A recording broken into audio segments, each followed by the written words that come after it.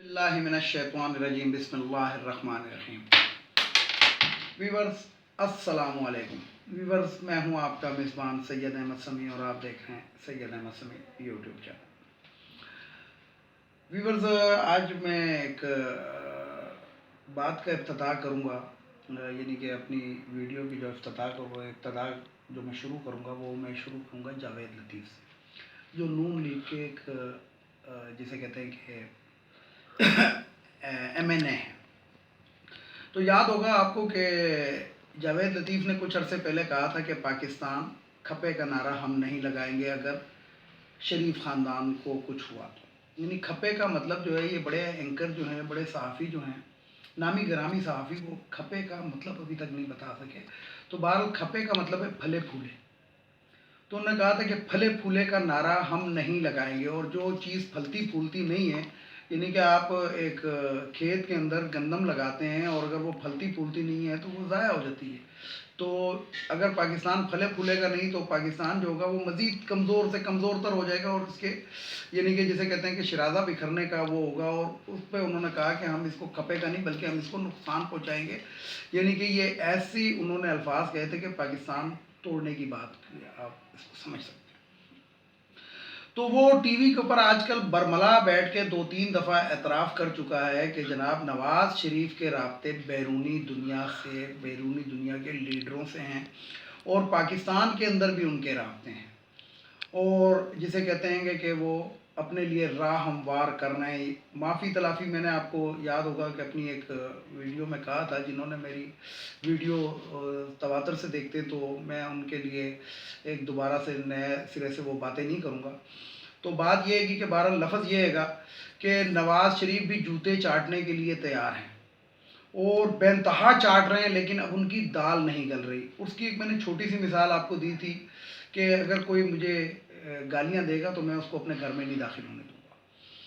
तो बहरहाल यहाँ पे मैं जो मुक़्तदर हल्के हैं जो इनसे बात कर रहे हैं, तो मैं उनको भी कहूँगा कि आपको इन लोगों से बात करने की कोई ज़रूरत नहीं है। इन्होंने मुल्क को लूटा,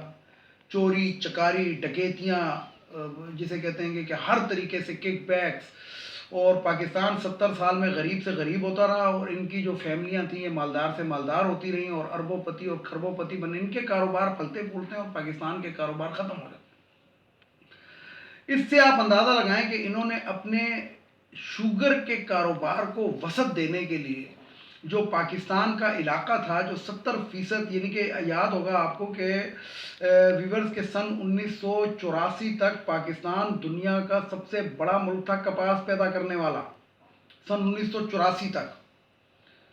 आप तारीख उठाकर देख लें, आप जो मर्जी उठाकर देख लें, ज़रात उठा के देख लें, कोई भी जोग्राफिक हिस्ट्री उठाकर देख लें, पाकिस्तान दुनिया का सबसे बड़ा मुल्क था जो कपास पैदा करता था और रिकॉर्ड पैदावार होती थी। और अब हम कपास को तरस रहे हैं। वो कपास को हम क्यों तरस रहे हैं कि जो कपास जो जगह पैदा करती थी, जिन इलाकों में कपास की पैदावार होती थी, उन इलाकों के अंदर एक सोचे समझे मंसूबे के तहत इंडिया ने अपनी तकरीबन कोई 150 शुगर मिलें जो थीं वो बेची थी, नीलाम की थी, और वो वाया दुबई के रास्ते शरीफ फैमिली वगैरह ने, इन लोगों ने ये ख़रीदी थी। और ये इसके अंदर बड़े बड़े वो हैं। और अगर किसी को मेरी बात पे इस पे शक हो तो ये तकरीबन 80s के आप डॉन अखबार पढ़ सकते हैं। ये डॉन अखबार के अंदर ये इदारिये छपते रहे इस बारे के अंदर कि ये पाकिस्तान के अंदर इस शुगर यानी कि जो माफिया था ये कैसे बना और पाकिस्तान को कमज़ोर करने के लिए कहाँ तक ये लोग गए। तो पाकिस्तान के अंदर जो शुगर की इंडस्ट्रियाँ लगती हैं ये 84 के बाद लगना शुरू हो जाती हैं। और जो इलाके हमारे कपास, अच्छा देखें इधर गन्ने की पैदावार पे हमें वो नहीं है कि जी गन्ना क्यों उगा रहे हो, काश्तकार ने तो उगाना, लेकिन गन्ने के लिए आपको कपास की निस्बत तकरीबन 10 गुना ज़्यादा पानी की ज़रूरत होती है। 10 गुना पानी ज़्यादा चाहिए कपास के मुकाबले में गन्ने को। लेकिन उन इलाकों को जहाँ पे पाकिस्तान का कपास उगता था उधर इन्होंने गन्नों की फसलें और उधर करीब इन्होंने शुगर मिल लगाए। और आज हमारी हालत ये है कि हम इंडिया जैसे मुल्क से हमारा जो सरमायादार है वो कहता है कि जी वहाँ से कपास बेशक ख़रीद के दें। اور اگر نہیں خرید کے دیتے تو یہ ہم دوسرے ملکوں سے اگر منگائیں گے تو ہمیں لیگیج پڑ جائے گا، کرایہ پڑ جائے گا جو ہمیں مہنگا پڑتا ہے، یعنی کہ منافع کم نہیں کرنا ہے انہوں نے۔ تو بات یہ ہے کہ میں یہاں پہ بات یہ کرنا چاہتا ہوں کہ کوئی دوسرا ملک ہوتا کون ہے ہمارے ملک کے معاملات میں دخل دینے والا؟ یہ ہمارے وزیر اعظم کو، اور میں نے جو اپنی ایک پچھلی ویڈیو ریلیز کی تھی 5 بڑے، ان 5 بڑوں کو اس پہ سوچنا چاہیے کہ کوئی دوسرے ملک کی جرت کیا ہے کہ ہمیں ڈکٹیٹ کرے کہ جناب اس کو ریلیف دے دو۔ بے شک وہ، میں کہتا ہوں کہ سعودی عرب کیا امریکہ کیوں نہ ہو، ان کی جرت کیسے ہے کہ وہ ہمارے ملک کے اندر جناب ایک کرپٹ بندے کو دوبارہ مسلط کرنے کے لیے اور کرپٹ بندے کو ادھر لانے کے لیے اور اس کو جناب وہ کرنے کے لیے یہ ہم پہ دباؤ ڈالیں۔ تو میں مقتدر حلقوں سے اور یہ جو 5 بڑے جن کا میں نے ذکر کیا تھا، ان 5 بڑوں سے میں ریکویسٹ کروں گا کہ کسی کے اس پہ کان نہ دھریں۔ یہ ہمارا ملک ہے، 22 کروڑ عوام کا ملک ہے، اور اگر اللہ نہ کرے، خدا نہ کرے، اگر ہمارے ملک پہ کوئی برا وقت آئے تو ہم مسلح افواج کے شانہ بشانہ کھڑے ہیں، اور کوئی بڑی سے بڑی طاقت بھی ہمیں کچھ نہیں کر سکتی۔ اس لیے نہیں کر سکتی کہ ہم اسلام کے نام پر آئے، ہمارا وجود ہی اسلام کے نام سے۔ بات یہ ہے کہ اسلام کی اور رمضان کی بات آ گئی۔ رمضان بھی جیسا کہ آپ کو پتہ ہے کہ آنے والا ہے، تو نواز شریف فیملی کے لیے اور زرداری فیملی کے لیے اور جتنے بھی کرپٹ مافیا ہیں ان کے لیے میں ایک جملہ کہنا چاہتا ہوں، اور ان 5 بڑوں کے لیے بھی وہ جملہ ہے۔ وہ جملہ یہ ہے کہ جیسے آپ کو پتا ہوگا کہ رمضان کے مہینے میں ہر چیز شوق سے کھائی جاتی ہے، جو بھی بنتی ہے،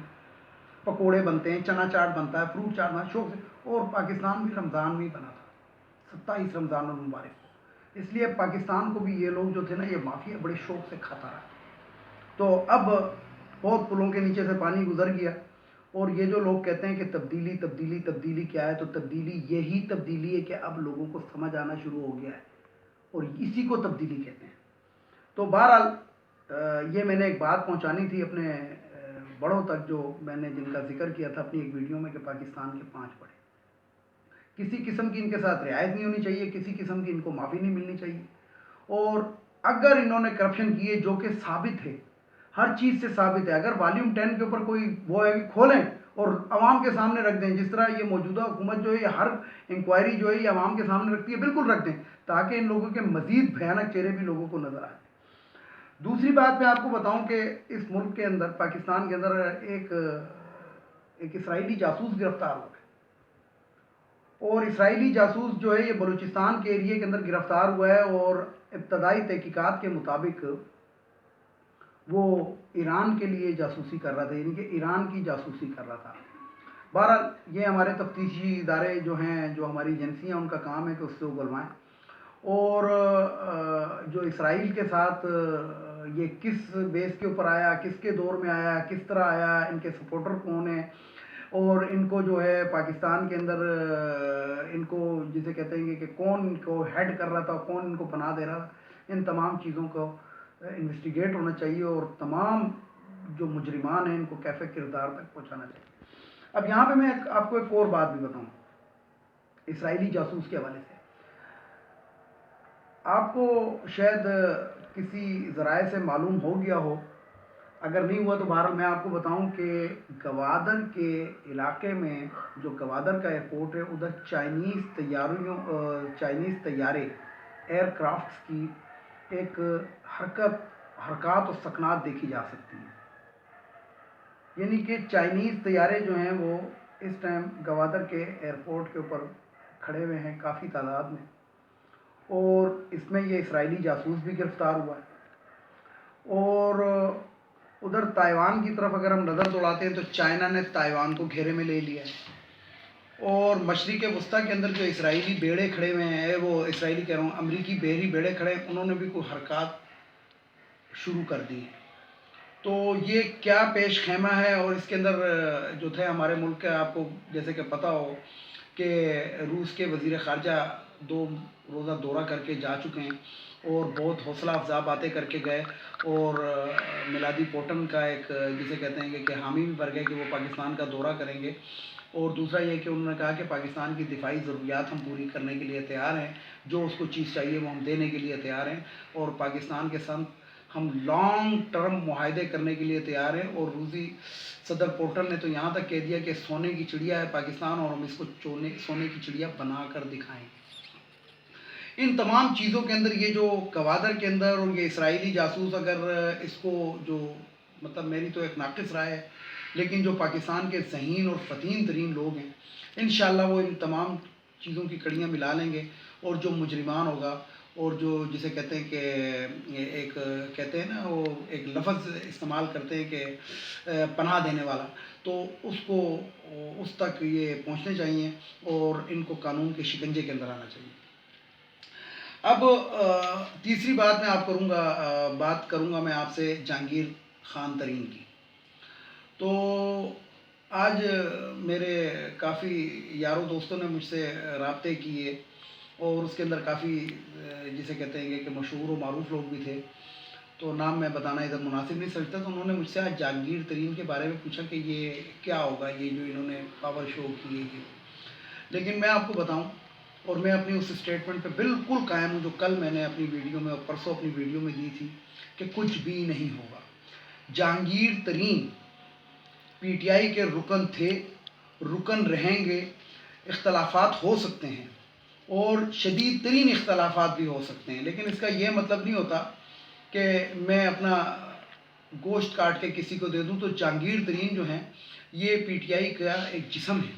اور وہ اپنا گوشت کاٹ کے کبھی بھی کسی اور کے پلڑے میں نہیں ڈالیں گے۔ اور یہاں پہ میں آپ کو ایک اور بات بھی بتاؤں کہ عمران خان کا آج ان کو ذاتی پیغام ایک بندے نے پہنچا دیا ہے، جو وزیر اعظم پاکستان نے ان کو دیا، کہ جناب آپ پی ٹی آئی کے رکن ہیں، اور آپ پی ٹی آئی کے آپ بہت ہی جسے کہتے ہیں کہ وفادار رکن ہیں، تو آپ کسی کی باتوں میں نہیں آئیں، اور اگر آپ کے اوپر کوئی کیس ہے یہ ہے تو آپ کلین چٹ لیں اور دوبارہ آ کے شامل ہو جائیں۔ تو اس میں تو کوئی حرج ہی نہیں ہے۔ لیکن میں معذرت کے ساتھ ایک بات کو بتاؤں، اگر کوئی مجرم ہے، کوئی بھی ہے، بھلے وہ جہانگیر ترین ہے، بھلے وہ شوکت ترین ہے، بھلے وہ کوئی بھی ہے، کوئی بھی اگر مجرم ہے، اس نے پاکستان کو کسی بھی طریقے سے لوٹا ہے، تو واقعی اس کے ساتھ رعایت نہیں ہونی چاہیے، اور عوام کی تو آنکھیں اب کھل جانی چاہیے۔ جو عوام یہ کہتے ہیں کہ جناب یہ احتساب جو ہے یک طرفہ ہو رہا ہے، تو سب سے زیادہ زیر اعتاب اگر آئے ہیں تو وہ تو جہانگیر خان ترین آ رہے ہیں، اور جہانگیر ترین کے اوپر سب سے پہلے ہاتھ ڈالا گیا۔ اس کا مطلب ہے کہ اب صحیح معنوں کے اندر جسے کہتے ہیں کہ اسی کو کہا جاتا ہے کہ ایک ہی صف میں کھڑے ہو گئے محمود و ایاز، نہ کوئی بندہ رہا نہ کوئی بندہ نوا۔ یعنی کہ اگر میرا ایک دوست ہے، یہ آپ کو معلوم ہے کہ پاکستان میں پی ٹی آئی کی حکومت بنانے میں جہانگیر ترین کا ایک کردار ہے، افسانوی کردار نہیں ہے، کوئی کردار ہے، ایک حقیقت ہے، اس حقیقت سے کوئی بھی رخ نہیں موڑ سکتا۔ اور جہانگیر ترین اس وقت جو ہے کبھی بھی پی ٹی آئی کو دغا نہیں دیں گے،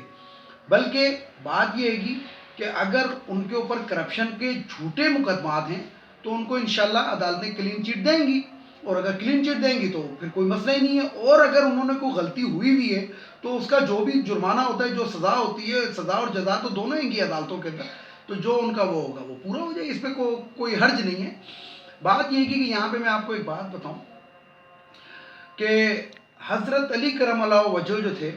وہ اس وقت خلیفہ نہیں تھے، تو جو خلیفہ تھے پاکستان اس کے عالم اسلام کے، تو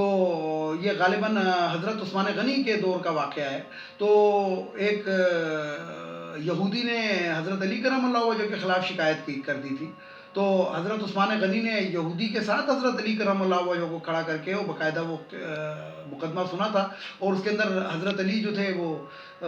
جسے کہتے ہیں کہ ان پہ صرف ان پہ الزام لگایا گیا تھا، یعنی کہ ان کو جب کلین چٹ ملی تو حضرت علی کرم اللہ وجہ جو تھے وہ دوبارہ حضرت عثمان غنی رضی اللہ تعالیٰ عنہ کے ساتھ بیٹھے کھانا کھا رہے تھے۔ تو بات یہ ہے گی کہ انصاف کا تقاضا تو یہ ہے، لیکن مسئلہ کیا ہے؟ مسئلہ یہ ہے کہ پاکستان کے اندر جو انصاف لوگ چاہتے ہیں وہ افتخار چودھری والا انصاف چاہتے ہیں، جسٹس فائز عیسیٰ والا انصاف چاہتے ہیں، اور یہ لاہور ہائی کورٹ کا وہ جو ہے قاسم علی خان والا انصاف چاہتے ہیں۔ تو وہ اس انصاف کی اب یہاں پہ گنجائشیں ذرا کم ہوتی جا رہی ہیں، کیونکہ لوگوں میں اویئرنیس آتی جا رہی ہے۔ تو یہ کچھ باتیں تھی جو میں نے آپ کے ساتھ کرنی تھی، اور اس کے اندر جو ہے یہ میں نے جو آپ کو باتیں بتائیں یہ جو ہوتی ہیں یہ حقائق پر مبنی ہوتی ہیں، کیونکہ صحافی کا یا جرنلسٹ کا یہ کام نہیں ہوتا کہ وہ آ کے بول دینا، نہیں، یہ تقریباً جو ہوتا ہے باقاعدہ ان کو ویریفائی کیا جاتا ہے اور باقاعدہ کوئی ایسی بات نہ نکلے منہ سے کہ جو ان سیٹسفیکٹری ہو، تو اس کی گنجائش جو ہوتی ہے کم از کم میں تو نہیں چھوڑتا، باقی کا میں کچھ نہیں کہہ سکتا ہوں، لیکن میں اس چیز کو نہیں چھوڑتا، میں 10 دفعہ اپنے ذرائع سے معلوم کرتا ہوں، اور میرے بڑے جو بھی میرے ذرائع ہیں وہ میں اس کو کنفرم کرنے کے بعد بات کرتا ہوں۔ تو بہرحال بات یہ ہے کہ عمران خان صاحب کا جو ہے آپ کو وزیر اعظم کی شکل کے اندر جو عمران خان صاحب موجود ہیں، یہ میں نے ایک دفعہ بہت پہلے بھی کہا تھا اور آج میں پھر کہہ رہا ہوں کہ یہ پاکستان کی تاریخ کا طاقتور ترین وزیر اعظم ہے۔ ویڈیو کو لائک کریں، شیئر کریں، سبسکرائب کریں، بیل آئیکن کے بٹن کو ضرور دبائیں تاکہ میری نیکسٹ ویڈیو آپ کو مل سکے۔